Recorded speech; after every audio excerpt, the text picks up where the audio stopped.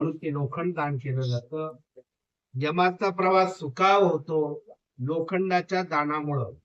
उरण श्यामसूत्र म्हणून प्रसन्न होतात, शेषंजने प्रसन्न होतात आणि मरण यातना न भोगता मनुष्याचा आत्मा हा सुखावह प्रवास करतो. म्हणून हे सप्तधान्य अष्टद्विदल धान्य अशी दान करावी.